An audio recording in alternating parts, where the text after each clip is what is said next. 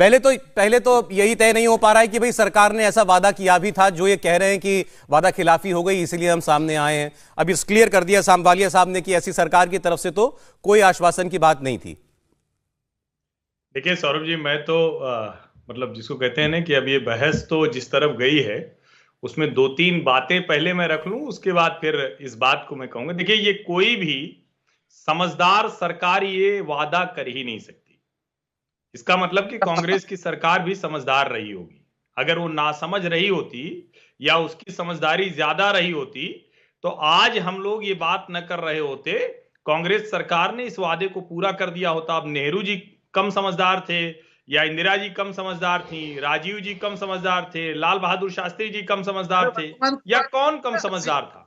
आप तो भाजपा इसका मतलब की ये तरह हुआ, बात कर रहे हैं। रोहन जी बीच में नहीं सवाल बोलते, कांग्रेस से ये बीच में बोलने से बचते हैं। इससे आपका अज्ञान जाहिर होगा, ज्ञान नहीं जाहिर होगा। जब हम ये कह रहे हैं कि एमएसपी पर हमको बातचीत करनी है, सरकार ने क्या कहा था?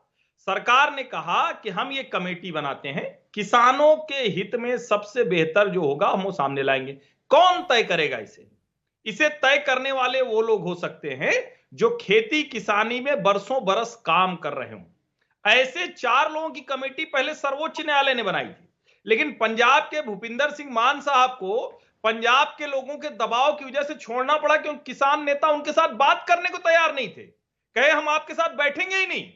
जो व्यक्ति 84-85 वर्ष का व्यक्ति, जो सारा जीवन जिन्होंने किसान हितों के लिए किया, और वो एक बात और मैं बता दूं, वो बाकायदा राज्यसभा सदस्य रहे, और जाहिर है कि वो राज्यसभा सदस्य तब उनको भाजपा ने नहीं, कांग्रेस के समय में वो रहे, वो उनको भी सुनने को तैयार।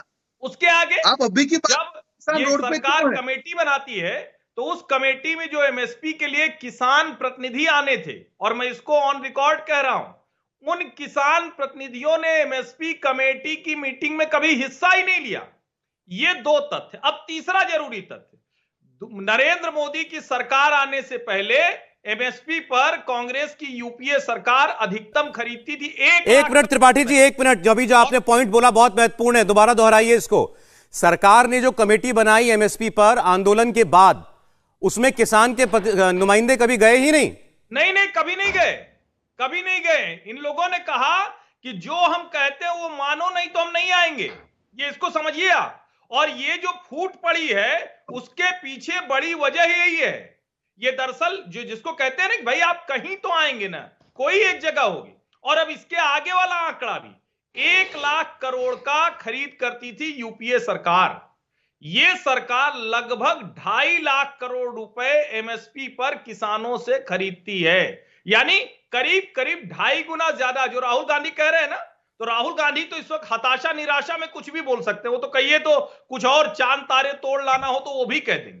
लेकिन इस देश के लोग जानते हैं कि आज की तारीख में जो कैपिटल एक्सपेंडिचर है, जो अभी 11,11,000 करोड़ का हुआ, ये कह रहे हैं कि 18-20 लाख करोड़ का तो हम एमएसपी पे खरीद लेंगे। यानी अस्पताल नहीं बनेगा, विद्यालय नहीं बनेगा, सड़क नहीं बनेगी, पुल नहीं बनेगा।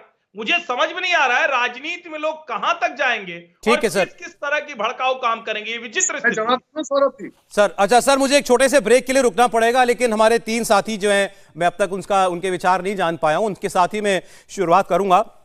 अभी तक हम लोग बात कर रहे हैं कि भाई ये किसान क्यों निकलने को मजबूर हुए। इनको बताया गया है कि आपसे सरकार का वादा था वो पूरा नहीं हुआ।